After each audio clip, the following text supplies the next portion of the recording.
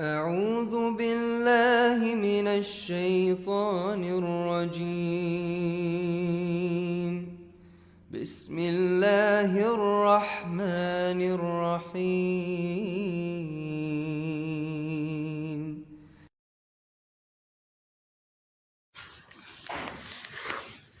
أعوذ بالله من الشيطان الرجيم.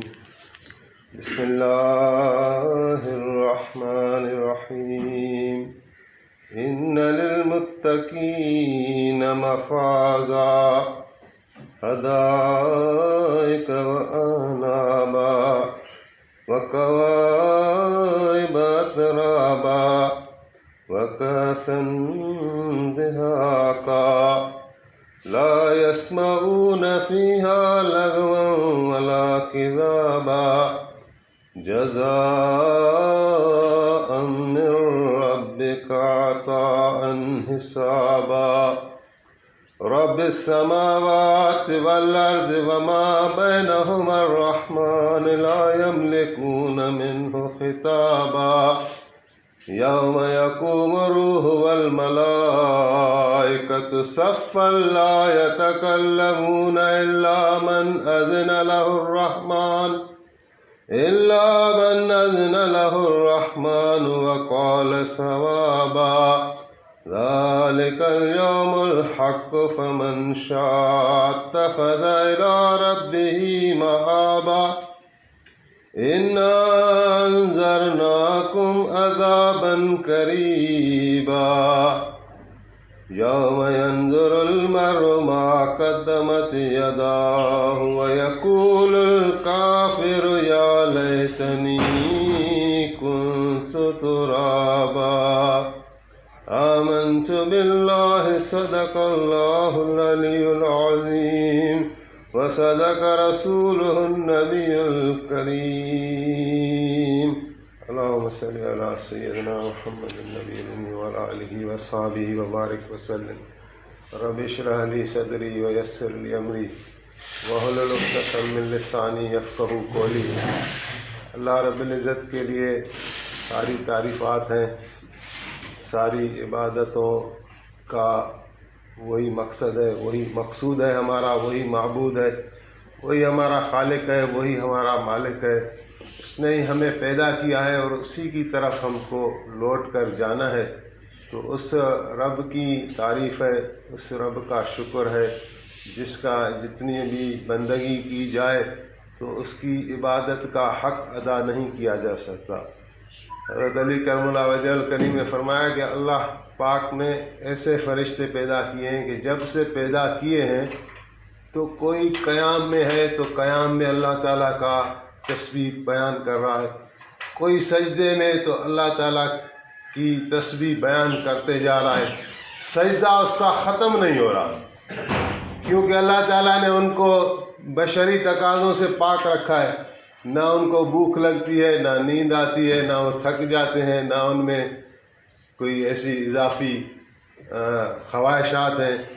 تو جو حکم اللہ تعالیٰ ان کو دیتا ہے وہ بجا لاتے جاتے ہیں.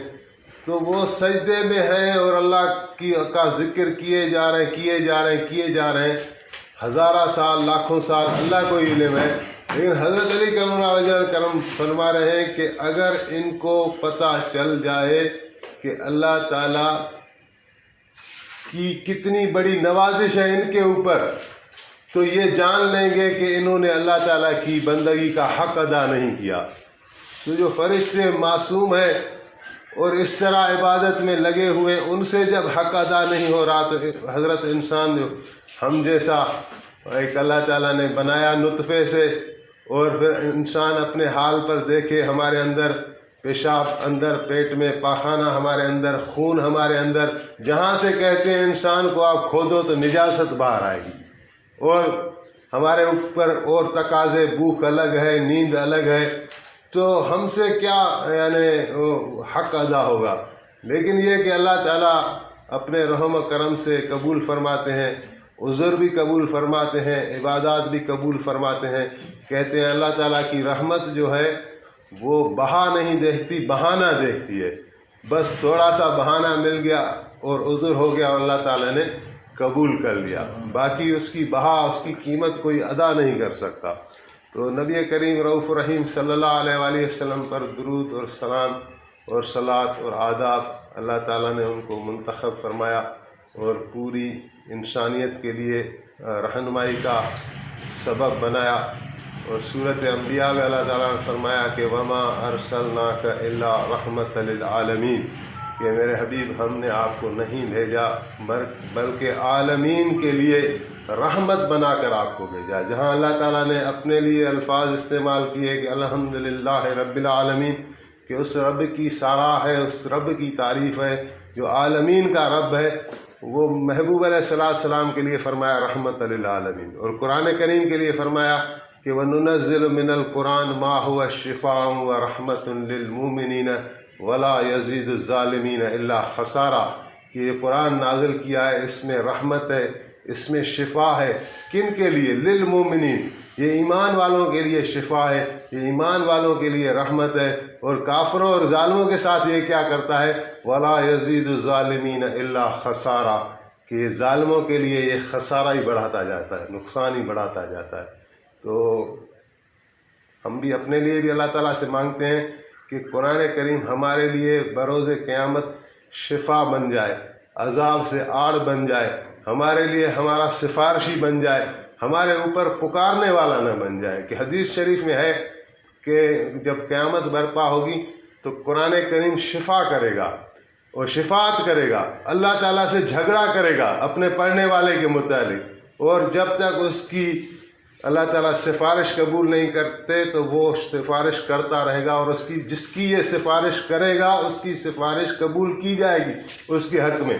پھر حدیث میں دوسرے الفاظ میں ہے، آپ نے فرمایا کہ قرآن کریم جو ہے یہ پکارے گا کہ یا اللہ اس شخص نے مجھے دنیا کے اندر قیدی بنا لیا تھا، آج تو اس کو جہنم کا قیدی بنا دے۔ تو اللہ ہمارے حالوں پر رحم کرے۔ ہم دیکھتے ہیں ہمارے اس میں الماریوں میں قرآن پاک پڑے ہوتے ہیں اور سالوں سال گزر جاتے ہیں، ہمیں توفیق نہیں ہوتی، اور کبھی ہاتھ لگ جاتا ہے کپڑے میں تو اس سے مٹی جھڑ رہی ہوتی ہے۔ تو یہ ہم مسلمانوں کا حال ہے کہ ساری چیزیں ہمارے لیے قدر ہے، ہم نے اونچا مقام دیا ہوتا ہے قرآن کریم کو، لیکن اس کا جو حق ہے اس کو جس طرح پڑھنا چاہیے، جس طرح اس کو سمجھنا چاہیے، جس طرح اس کو اوروں تک پہنچانا چاہیے، اس سے ہم یکسر غافل ہوتے ہیں۔ تو یہ بھی احادیث ہیں اس کے لیے کہ یعنی قرآن کریم۔ پھر رسول اللہ صلی اللہ علیہ وسلم نے فرمایا کہ بعض ایسے ہیں تلاوت کرنے والے قرآن پاک کو پڑھتے ہیں اور قرآن ان پر لعنت بھیجتا ہوتا ہے۔ تو اس کا بھی عکس ہمارے معاشرے میں دکھائی دے رہا ہے۔ 1400 سال ہم بعد آنے والے ہیں، ہمارے ایمان بھی کمزور ہیں، ہمارے اخلاق بھی بگڑے ہوئے ہیں، لیکن ذریعہ پھر بھی یہی قرآن ہے۔ جس طرح اس قرآن کے وسیلے اللہ تعالیٰ نے 360 بتوں کو سجدہ کرنے والے کی دلوں کو پلٹا، معاشرے کو پلٹا، آج بھی اگر ہم چاہتے ہیں کہ ہمارے دل پلٹ جائے، جہالت ختم ہو جائے، نور اس میں آ جائے، ہمارے معاشرے سے جہالت ختم ہو جائے، نور آ جائے، تو ہمارے پاس کوئی راستہ نہیں۔ راستہ یہی ہے جو اللہ کی رسی ہے۔ رسول اللہ نے فرمایا کہ یہ اللہ کی رسی ہے، اس کا ایک سرا اللہ سبحانہ و تعالیٰ کے ہاتھ میں ہے اور ایک سرا اس کو میری امت کے ہاتھ میں ہے۔ تو اس کو ہی پکڑنے میں ہماری نجات ہے، اور اس کو ہی یعنی پر چلنے میں ہمارے لیے راحت بھی ہے، سکون بھی ہے۔ تو بات کوئی میرے ذہن سے نکل گئی قرآن کریم کے متعلق میں کہہ رہا تھا۔ تو بہرحال مقصد یہ ہے کہ اس کی عظمت کو ہم بیان کر رہے ہیں کہ قرآن کریم کی بدولت اللہ تعالیٰ نے کس طرح صحابہ کرام کی زندگی کو بدلا۔ اس میں کل حضرت حمزہ رضی اللہ تعالیٰ عنہ کا ہم واقعہ بیان کر رہے تھے کہ وہ کس طرح ایمان میں داخل ہوئے۔ ایک ڈاکٹر اسرار صاحب نے ایک حدیث سنائی، وہی میں آپ کو بھی سنا دیتا ہوں۔ انہوں نے فرمایا کہ رسول اللہ صلی اللہ علیہ وسلم نے فرمایا کہ جنت کے ہم 7 سردار ہیں، اور پھر آپ نے فرمایا میں اپنے متعلق فرمایا، پھر فرمایا حمزہ، پھر فرمایا جعفر، پھر فرمایا علی، پھر فرمایا حسن، پھر فرمایا حسین، پھر فرمایا مہدی علیہ السلام۔ یہ 7 اہل بیت کے نام آپ نے لیے۔ ایک حدیث میں آپ نے فرمایا ہم جنت کے 7 سردار ہیں۔ تو حضرت جعفر کا کل ذکر ہوا تھا اور حضرت حمزہ نبی علیہ السلام کے چچا لگتے تھے، اور آپ کے ہم عمر بھی تھے اور آپ کے رضائی بھائی بھی تھے، یعنی ایک ہی عورت کا دودھ جب پی لیتے ہیں بچپن میں تو ان کو ایک رضاعت کا رشتہ قائم ہو جاتا ہے۔ اس حساب سے حضور کے بھائی بھی تھے، دوست بھی تھے، چچا بھی تھے۔ اور ان کی جب شہادت ہوئی احد کے میدان میں اور آپ ان کے اوپر کھڑے ہوئے تو حضرت حمزہ کی لاش کے ساتھ کافروں نے بے حرمتی کی تھی، ناک کاٹ ڈالا، ہونٹ کاٹ ڈالے، پیٹ پورا کاٹ ڈالا۔ تو آپ اس حالت میں جب اپنے چچا کو دیکھا تو آپ ضبط نہ ہو سکا، آپ رو پڑے، اور پھر فرمایا بھی زبان سے کہ جو یہ آج میرے لیے دکھ کا مقام ہے، ایسا دکھ میں نے پہلے کبھی نہیں دیکھا۔ حالانکہ آپ کی مکے والی زندگی پوری دکھوں سے بھری ہوئی ہے، آپ پر پتھراؤ بھی کیے گئے، طائف میں پتھر لگے، مکے میں پتھر لگے، مختلف گھاٹیوں سے آپ گزر کر آئے تھے، لیکن یہاں جب چاچا کا یہ حال دیکھا تو اتنے ہلکان ہوئے کہ آپ بڑے یعنی غمگین ہو گئے۔ تو وہ آپ کے دوست بھی تھے، لیکن وہ تھوڑے جنگجو اور ایڈونچرس اسٹائل تھے، وہ باہر گھومتے رہتے تھے۔ ان کو پتہ تو تھا کہ رسول اللہ صلی اللہ علیہ وآلہ وسلم نے ایک تحریک چلائی ہے، لیکن وہ شاید ان کا اتنا زیادہ انٹریکشن نہیں ہوا تھا یا توجہ نہیں دی تھی۔ تو ہوا یہ کہ ابو جہل نے حضور کریم صلی اللہ علیہ وآلہ وسلم کو زخمی کر دیا۔ تو آپ علیہ السلام خانہ کعبہ میں بیٹھے ہوئے تھے، بی بی خدیجۃ الکبریٰ آپ کی گھر والی تھی، وہ ہر طرح سے آپ کو تسلی دیتی تھی، آپ کے چہرے مبارک سے خون صاف کرتی تھی اور فرماتی تھیں کہ یا رسول اللہ، میرے حبیب، یہ آپ کو قوم والے نہیں پہچانتے کہ آپ رسول بن کے آئے ہیں۔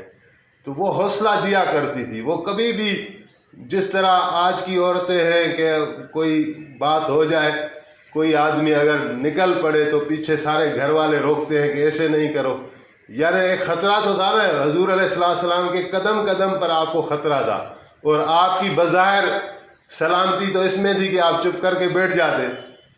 تو وہ گھر والی تھی، وہ حضور کی زندگی کو چاہتی تھیں، لیکن ان کو احساس تھا کہ یہ جو مشن اللہ تعالیٰ نے سونپا ہوا ہے، اس میں حضور نہیں ہٹ سکتے اور اس کو اللہ تعالیٰ بڑھائے گا۔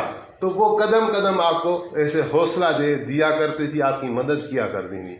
تو انہی دنوں میں حضرت حمزہ نے جب شکار کے لیے نکلے ہوئے تھے تو ایک ہرنی پر تیر سیدھا کیا، تو اللہ کی قدرت سے ہرنی نے کلام کیا اور کہا کہ یہ تیر تم مجھے مارے حمزہ، اچھا ہے یہ تیر جا کے اس کو مارو جس نے تمہارے بھتیجے کو زخمی کیا ہے، محمد علیہ السلام کو۔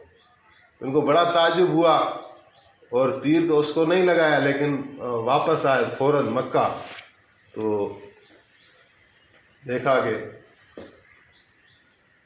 گھر میں آ کے پوچھا کہ کیا ہوا ہے، تو بتایا کہ ابو جہل نے محمد علیہ السلام کو زخمی کیا ہے۔ تو کہا کہ ابو جہل کو اتنی جرأت، اتنی ہمت آئی کہاں سے؟ ابو طالب نہیں تھے کیا گھر میں؟ تو کہا کہ جناب ابو طالب گئے ہوئے ہیں شہر سے باہر، تجارت وغیرہ کرتے تھے مکے والے لوگ، وہ شہر میں ہی نہیں ہیں۔ تو پھر فرمایا کہ عباس کہاں تھے؟ تو کہا عباس تو ادھر ہی تھے، لیکن یہ گھوم رہے تھے کافروں کے درمیان اور منت سماجت کر رہے تھے کہ میرے بھتیجے کو چھوڑ دو، میرے بھتیجے کو۔ بولا ابو لہب کو تو آپ کا پتہ ہے، وہ تو ہے ہی بدبخت، وہ تو ہوتا ہی ان کے ساتھ ہے، وہ کہہ رہا ہے اس کو مارو مارو یہ جادوگر ہے، وہ تو ایسا کہہ رہا تھا۔ چلو ٹھیک ہے، وہی تیر لے کر گیا تو ابو جہل ابھی اسی مجلس میں بیٹھا ہوا تھا شریر لوگوں کے ساتھ، تو جا کے وہی تیر اس کو لگایا، اس کا سر پھٹ گیا، خون ہی خون ہو گیا۔ تو اس کے ساتھ لوگ تھے، وہ کھڑے ہو گئے تو حضرت حمزہ کے ساتھ لڑیں، تو ابو جہل خود روکنے لگا ان کو کہ چھوڑ دو چھوڑ دو چھوڑ دو، بس ٹھیک ہو گیا۔ کہا میں نے اس کے بھتیجے کو زخمی کیا، اس نے مجھے زخمی کیا، بات برابر ہوگی، آگے بات نہیں بڑھا۔ یہ خانہ جنگی سے ڈرتے تھے۔ پھر حضرت حمزہ کو کچھ اطمینان ہوا کہ میں نے شاید اچھا کام کیا ہے، اور پھر نبی کریم صلی اللہ علیہ وسلم کے پاس آئے تو آپ اس وقت خانہ کعبہ میں بیٹھے ہوئے تھے۔ تو آ کے سلام کلام کیا اور بڑی خوشی سے بتایا کہ میں نے آپ کے دشمن سے بدلہ لے لیا، آپ کے چہرے مبارک کو جس نے زخمی کیا میں اس کا ماتھا پھاڑ کر آیا ہوں۔ تو یہ کلام کرتے جاتے تھے اور کہ نبی علیہ السلام ان کو کوئی تاثر نہیں دے رہے تھے، کوئی خوشی کا اظہار نہیں کیا آپ نے۔ پھر آپ یہ چپ ہوئے تو پھر آپ نے فرمایا کہ بات یہ ہے کہ چاچا میں پیدا ہی یتیم ہوا ہوں، تو میرا کوئی بھائی بھی نہیں ہے، میرے آگے پیچھے کوئی ہے نہیں، اس لیے شاید لوگ مجھے اس طرح ستا رہے ہیں۔ تو یہ آپ نے الفاظ کہے، درد کی وجہ سے کہے یا حضرت حمزہ کا دل نرم کرنے کی وجہ سے کہے، تو حضرت حمزہ وہ رو پڑے آپ کے نزدیک، آپ کو جھپکی لگائی، اور پھر آپ نے فرمایا کہ چچا مجھے خوشی اس بات کی نہیں ہوگی کہ آپ نے میرے دشمن کو مار دیا یا میرا انتقام دیا، میری آنکھیں ٹھنڈی تب ہوں گی جب آپ میرا کلمہ پڑھیں گے، اسلام میں داخل ہوں گے۔ تو پھر حضرت حمزہ کہنے لگا کہ میں نے سنا تو ہے کہ آپ پر کلام نازل ہوا ہے، لیکن آپ مجھے وہ بتائیں کہ کیا آپ کا اسلام ہے، وہ کون سا کلام ہے۔ پھر آپ نے وہ صورت حامیم والی شاید صورتیں پڑھی، تو کاش ہمیں بھی وہ پڑھنے آتی، مطلب سمجھنے میں آتا اس کا۔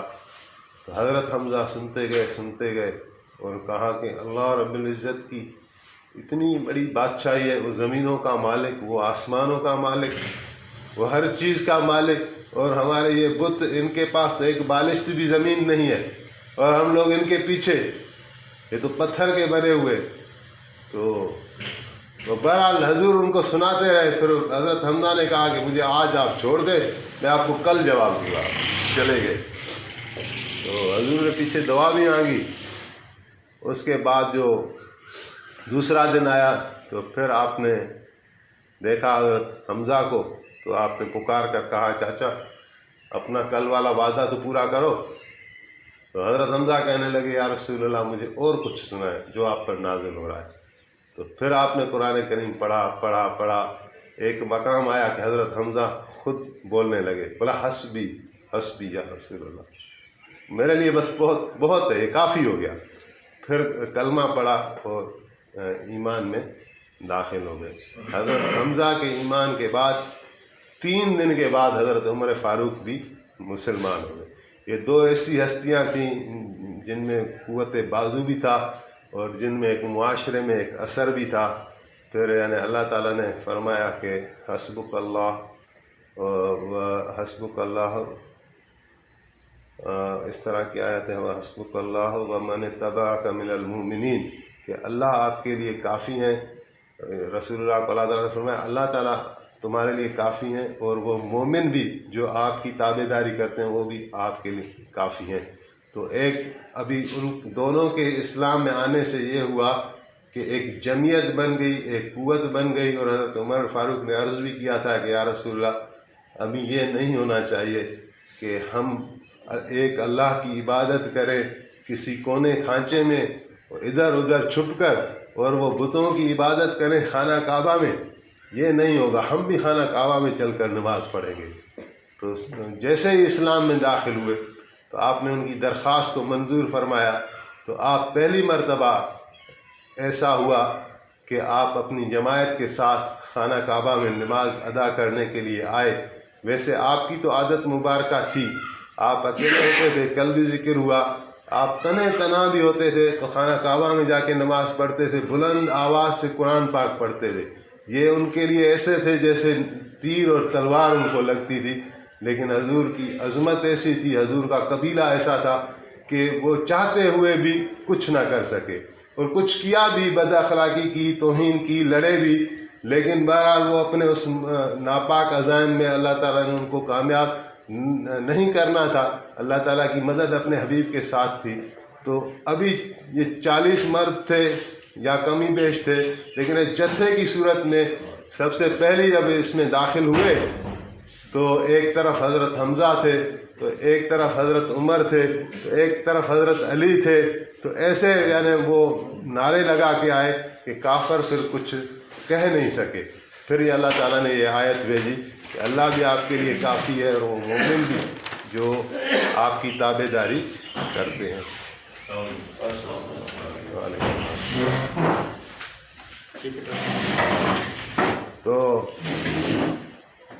یہ بس قرآن کریم کی عظمتوں کے واقعات کو بیان کیا جا رہا ہے. آخری ایک واقعہ ہے اپنا، یہ تو ہم نے سیرت پاک سے کافی بیان کیے، لیکن اس صدی کا بھی ایک قرآن پاک کا معجزہ ہے، اور وہ یہ کہ ایک سائنٹسٹ گزرے ہے، اس کا نام ہے مورس بوکالے. یہ آپ کے یوٹیوب میں گوگل میں بھی آپ دیکھیں گے تو مل جائے گا. یہ 1970 والی دہائی میں یہ بڑے مشہور سائنٹسٹ تھے. تو انہوں نے ایک میوزیم میں پڑی ہوئی لاش پر ریسرچ کی سائنٹیفک بنیادوں پر، اور چل کے بتایا کہ یہ جو لاش ہے یہ فرعون موسیٰ کی ہے، اور اس کو کسی مسالے کے ساتھ ممی نہیں کیا گیا ہے، بس قدرتی طور پر ایسے سالم ہے. تو اللہ کی قدرت سے جو سعودی عرب کا بادشاہ تھا وہ کوئی بیمار ہو گیا. تو بادشاہ تو آپ کو پتہ ہے کہ وہ بڑے نازک مزاج ہوتے ہیں، خزانوں کے مالک ہوتے ہیں. تو اس نے کہا کہ میں اس فرانس والے ڈاکٹر مورس سے اپنا علاج کراؤں گا. وہ سائنٹسٹ تھا میڈیسن کا. تو اس کو ہائر کیا کہ آپ میری طبیعت دیکھنے آئے. اس نے اپنی فیس وغیرہ لی ہوگی، لیکن فار دا فرسٹ ٹائم جب وہ سعودی عرب گیا تو یہ اس ریسرچ کے حوالے سے بھی مشہور ہو گیا تھا کہ اس نے فرعون کی لاش کو ڈسکور کیا ہے. پڑھی تو پہلے تھی، لیکن اس نے اپنے سائنٹیفک ریزن سے یا تجربات سے یہ ایک پروف کیا تھا. تو جب سعودی عرب نے اس نے قدم رکھا تو اس کو وہاں پتہ چلا کہ یہ بات تو قرآن پاک میں 1400 سال پہلے لکھی ہوئی ہے کہ اللہ تعالیٰ نے فرعون کو جب وہ مر رہا تھا تو خطاب کیا ہے اور کہا ہے کہ فَالْيَوْمَ نُنَجِّيكَ بِبَدَنِكَ لِتَكُونَ لِمَنْ خَلْفَكَ آیا. سورۃ یونس کی ایک آیت کا یہ ٹکڑا ہے کہ آج ہم تمہاری بدن کو، تمہاری لاش کو اس واسطے سے بچائیں گے تاکہ تم آنے والوں کے لیے ایک عبرت بنو. تو اس کو بتایا کہ قرآن میں پہلے سے لکھا ہوا ہے. تو وہ بڑا حیران ہوا کہ یہ نہیں ہو سکتا، یہ تو میں بتا رہا ہوں، میں نے اپنا یہ کیا ہے وہ کیا ہے، اتنا تو یہ بولا لکھا ہوا ہے. اس کو یقین سا نہیں آ رہا تھا. ترجمے تو پڑھے، لیکن وہ اتنا اس کے ساتھ اس کو اثر لیا کہ ترجموں پر وہ راضی نہیں ہوا. اور 55 سال عمر تھی، اور سائنٹسٹ تھا، ڈاکٹر تھا، فرانس کے رہنے والا. اس نے اس عمر میں عربی سیکھی تاکہ میں قرآن کریم کا ترجمہ خود اخذ کر سکوں. پھر وہ پڑھتا رہا، اور پھر آخر میں اس نے ایک کتاب لکھی جس کا نام ہے قرآن دا بائبل اینڈ سائنس. اس کا تتویہ خلاصہ یہ ہے کہ بائبل میں جو سائنٹیفک حقائق بیان کیے گئے ہیں وہ غلط ثابت ہو چکے ہیں. البتہ قرآن کریم میں جو بھی سائنٹیفک آیات ہیں یا ریفرنسز ہیں یا اشارے ہیں وہ 100% صحیح ہے. ہاں، ماضی میں اس طرح ہوا ہے کہ کبھی سائنسدانوں کی جو سوچ تھی یا اپنی ڈسکوری تھی وہ قرآن کی کسی آیت کے خلاف جا رہی تھی. قرآن کا ایک رایا ہے، سائنس کا دوسرا رایا. لیکن چند سالوں کے بعد، چند دہائیوں کے بعد، 10-20 سال کے بعد سائنس نے اپنی تھیوری پھر تبدیل کی ہے. پھر جو قرآن کی بات ہے وہی آ کر صحیح ثابت ہوئی ہے.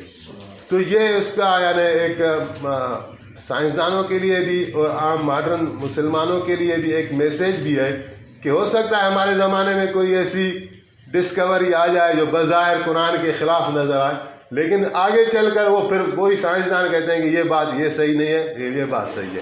کیونکہ انسان کا علم محدود ہے اور اللہ رب العزت کا علم جو ہے وہ لامحدود ہے.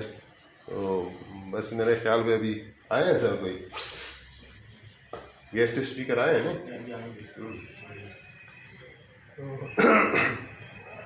بس میسج یہی ہے سر کہ ہم یہ بہت بڑی دولت ہے قرآن کریم، اور اسلام بہت بڑی دولت ہے. رسول اللہ صلی اللہ علیہ وآلہ وسلم کا دامن پکڑنا بہت بڑی دولت ہے. آپ کے غلام تھے زید بن حارث، آپ ان سے بہت محبت کرتے تھے اور آپ فرماتے تھے کہ زید تم میرے غلام نہیں، تم میرے بیٹے ہو. اور لوگوں نے کہنا شروع کر دیا، آپ نے خود کہا تھا. پھر زید بن حارث نہیں، زید بن محمد کہا جاتا تھا اس کو ایک زمانے تک. مکی والی زندگی پوری زید بن محمد، مدنی والی زندگی میں آخر میں آ کر جب آپ بی بی یعنی حضرت زید بن حارث کا نکاح تھا بی بی زینب سے، جو کہ حضور علیہ الصلاۃ والسلام کی پھوپھی ذات بہن تھی، تو پھوپھی کی بیٹی تھی، ان کا نکاح آپ نے حضرت زید سے کرایا، لیکن ان کی آپس میں بنی نہیں، حضرت زید نے طلاق دے دی۔ اور اللہ تعالیٰ کا ارادہ یہ تھا کہ جو یہ منہ بولا بیٹا ہوتا تھا عربوں میں، وہ اس طرح ہی بیٹا سمجھا جاتا تھا، رشتے بھی جس طرح حرمت میں ہیں وہ رشتے بھی حرام ہو جاتے تھے، اور جو وراثت کا حصہ ہے وہ بھی دیا جاتا تھا۔ تو اللہ تعالیٰ نے اس پرانی روایت کو ختم کرنا چاہا، اور جس طرح بیٹے کی چھوڑی ہوئی بیوی سے نکاح بھی جائز نہیں ہے، تو اسی طرح یہ عربوں میں رواج تھا، تو اللہ تعالیٰ نے اس کو ختم کرنا چاہا۔ ہر دفعے جو نئی شریعت آتی ہے وہ نئے احکام لے آتی ہے، تو جس طرح اللہ تعالیٰ نے اپنے حبیب کریم کو تو بتا دیا کہ یہ ہونے والا ہے اور میں یہ کرنے والا ہوں، لیکن اس وجہ سے ان دونوں کی میاں بیوی کی آپس میں بنتی نہیں تھی، اور حضرت زید آ کے شکایت کرتے تھے۔ اب رسول اللہ کے خاندان سے ہی تھی وہ، تو نہ چاہتے ہو بھی، اور حضور کو پتہ تھا کہ اللہ تعالیٰ یہ کرنے والے ہیں، تو حضور فرماتے تھے کہ تم صبر کرو، لیکن آخرکار ان کا رشتہ ٹوٹ گیا، اور اللہ تعالیٰ نے بی بی زینب کا نکاح قرآن کریم میں کر دیا نبی علیہ السلام کے ساتھ، ایک لفظ میں ہی کہ زوجنا کہا کہ اس کا نکاح ہم نے آپ سے کر دیا۔ تو اس پر کافروں نے کافی باتیں بھی کی تھیں، پھر احزاب میں یہ آیت آئی کہ وما کان محمد ابا احد من رجالکم ولکن رسول اللہ و خاتم النبیین۔ اس پر منع کیا گیا کہ محمد علیہ السلام تم مردوں میں سے کسی کے باپ نہیں ہے، اور بھی اسی صورت میں بتایا گیا کہ جس کا اصل باپ ہو اسی کی طرف منسوب کیا جائے۔ تو پھر حضرت زید بن حارث کو دوبارہ زید بن حارث کہا جانے لگا سالوں کے بعد، نہیں تو سالہ سال ان کو زید بن محمد کہا جاتا تھا۔ تو ان کی دیکھیں وفاداری کہ یہ بچھڑے ہوئے تھے اپنے باپ سے، لوگوں نے قید کر دیا، قافلے میں بیچ دیا، جس طرح یوسف علیہ السلام کو بیچ دیا تھا، آگے انہوں نے پھر بیچ دیا، کرتے کرتے مکے میں آ گئے۔ مکے میں جب آ گئے تو ان کو لے کر آنے والا تھا بی بی خدیجہ کا بھتیجا تھا حکیم بن حزام نام دا، وہ اس کو خرید کر لے آیا، اور بی بی صاحبہ جب ان کو دیکھنے گئی اپنے بھتیجے کو، تو اس نے حضرت زید بطور تحفہ دے دیا کہ یہ میں غلام لے آیا ہوں۔ سفر سے آدمی جب آتا ہے تو گھر والوں کے لیے کچھ لے کر آتا ہے، تو بی بی صاحبہ کو دے دیا۔ بی بی صاحبہ اس کو لے کر جب گھر پہنچی، رسول اللہ نے دیکھا تو پہلی نظر میں زید آپ کو پسند آ گیا، اور بی بی صاحبہ کو فرمایا کہ زید تم مجھے دے دو، تو انہوں نے کہا لے لے یا رسول اللہ۔ تو آپ نے فرمایا تم میرے غلام نہیں، بس تم میرے بیٹے ہو۔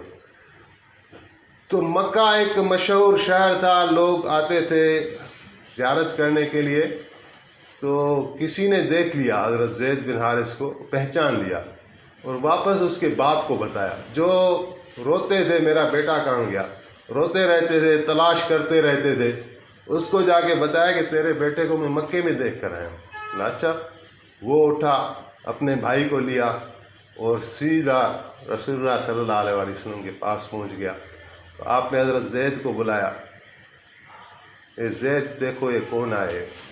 تو حضرت زید کا ادب دیکھیں، باپ کو دیکھا، چچا کو دیکھا، ملا نہیں، رسول اللہ صلی اللہ علیہ وسلم کے ادب میں کھڑا ہو گیا۔ پھر آپ نے فرمایا ملو ان سے، پھر جا کے ملا۔ تو پھر باپ اور چاچا کی تعظیم کی، انہوں نے کہا ہم تمہیں لینے آئے ہیں۔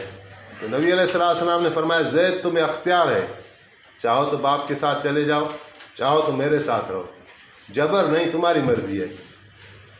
تو حضرت زید نے باپ سے معذرت کر لی، فرمایا کہ میں رسول اللہ صلی اللہ علیہ وسلم کو چھوڑ کر نہیں جانا چاہتا۔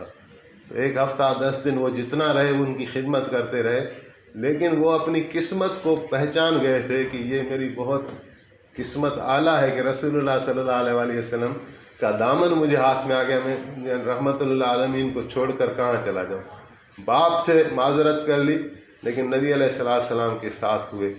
پھر ان کا بیٹا تھا حضرت اسامہ بن زید، وہ بھی آپ کو بڑے محبوب صحابہ میں تھے۔ زید کے ایک طرف زید کا بیٹا تھا، ایک طرف اس کی ماں جو تھی وہ ام ایمن تھی، وہ بھی آپ کو جو ہے وہ آپ کے ہی خاندان میں جب آپ کی پالنا ہوئی تھی یا آپ کے والدہ کی وفات ہوئی تھی تو آپ کے ساتھ ایک ہی عورت تھی اس وقت، وہ تھی ایمن، جس کے لیے آپ فرماتے تھے کہ امی بعد امی، یہ میری ماں ہے، میری ماں کے بعد یہ میری ماں ہے۔ تو اسامہ بھی آپ کو پیارے تھے۔ ایک مرتبہ حضرت اسامہ کہتے ہیں کہ میں نے رسول اللہ صلی اللہ علیہ وسلم کے گویا ایک گھر کے آدمی تھے، گویا دروازے پر گیا تو آپ نکلے تو آپ نے چادر پہنی ہوئی تھی، تو مجھے کچھ محسوس ہوا کہ جیسے آپ نے کچھ وزن اٹھایا ہوا ہے۔ تو میں نے کہا یا رسول اللہ آپ نے کچھ اٹھایا ہوا ہے، تو آپ نے چادر ہٹائی، ایک طرف حسن اور ایک طرف حسین بچے، تو آپ نے فرمایا کہ یہ میرے بچے ہیں، حسن ہے حسین ہے، اور میں ان سے محبت کرتا ہوں، یا اللہ تو بھی ان سے محبت کر، اور جو ان کے ساتھ محبت کرے ان کے ساتھ بھی تو محبت کر۔ تو بس یہی قرآن کریم اور دین اسلام ایک سچا مذہب ہے اور اس کی حقانیت قائم ہے۔ کافی ہمیں ایسے واقعات ملتے ہیں، 1930 یا 32 کا واقعہ، اس کو بھی آپ گوگل میں چیک کریں گے وہ مل جائے گا۔ 2 صحابہ کا، حضرت ایک کا نام ہے حضرت جعفر بن عبداللہ، ایک کا نام ہے حضرت حذیفہ بن یمان۔ یہ وقت کے گورنر کو خواب میں آئے دونوں، بولا ہم ادھر دفن ہیں، ہماری قبروں میں پانی آ رہا ہے تو ہم شفٹ ہونا چاہتے ہیں، ہمیں یہاں سے نکالو، آگے جہاں سلمان فارسی دفن ہے وہاں ہماری قبر بنا۔ تو گورنر نے یہ سنا، خواب دیکھا اور خواب کو خواب سمجھ کر کوئی ایکشن نہیں لیا۔ دوسری رات پھر خواب میں آئے، پھر صبح بھی اس نے کوئی ایکشن نہیں لیا۔ پھر تیسری رات جو ہے وہ ان کو بھی خواب میں آئے، اور جو مفتی اعظم ہوتا ہے شہر کا، ایک بڑا کوئی نہ کوئی مفتی مشہور ہو جاتا ہے، اس کے علمی کام سرگرمیاں زیادہ ہوتی ہیں، اس کو بھی خواب میں آئے اور بڑی سختی کے ساتھ بولا کہ ہم اس گورنر کو کہہ رہے ہیں، اس کے پتہ نہیں بھیجے میں کیوں نہیں بات آ رہی، تو آپ بھی جا کے اس کو کہیں کہ ہم اپنی قبروں سے شفٹ ہونا چاہتے ہیں، ہماری قبروں میں پانی آ گیا ہے تو ہمیں ادھر شفٹ کریں۔ تو وہ مفتی صاحب وہ صبح رات کو خواب دیکھا تو وہ تو گورنر کی طرح بھولا نہیں، وہ تو اٹھ کر بیٹھ گیا کہ ابھی ٹائم ہو تو، یعنی فجر کے وقت وہ اس کے دروازے پر آ گیا گورنر صاحب کے۔ تو جب ملاقات ہوئی تو گورنر کو کہا کہ آپ نے اس طرح خواب دیکھے ہیں؟ بولا ہاں خواب تو میں مسلسل دیکھ رہا ہوں۔ بولا میں نے بھی دیکھا ہے۔ وہ کہہ رہا ہے کہ میں تو ڈر رہا ہوں کہ صحابہ رسول کی قبر کو کس طرح کھولے۔ تو مفتی صاحب نے ان کو سمجھایا کہ کوئی مسئلہ نہیں ہے، یہ کر سکتے ہیں، ان کا ہی حکم ہے۔